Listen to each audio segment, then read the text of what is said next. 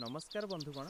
आज मु आपणको जड़े एमिति युवकर कहानी सुनाइबी जी शून्यरू निजर साम्राज्य ठिया करिछि। यह केवल एक कहानी नुहे बरं जड़े ट्रैक्टर ड्राइवर सफल उद्योगी हेबार एक जीवंत उदाहरण। एक छोट गाँव में प्रताप नामक जड़े युवक रहुथिला।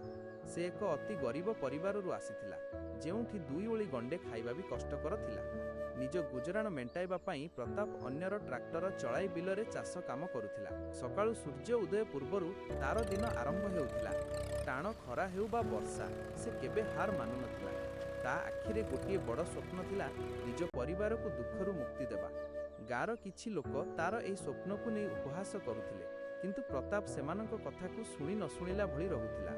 से जानिथिला जे कठिन परिश्रमर कौनसी विकल्प नाही। समयक्रमे तार धैर्य एवं संचय ताकू सफलता देला। बहु वर्षर कष्ट परे से निजर एक ट्रैक्टर किणिबारे सफल हेला।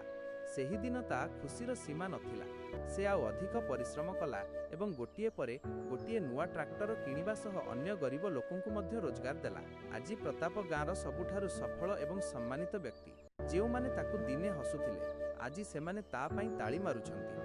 शेषरे माँ आखिरु लुह पोछि से कहिला, देख माँ, आज आम कष्ट सार्थक हैला।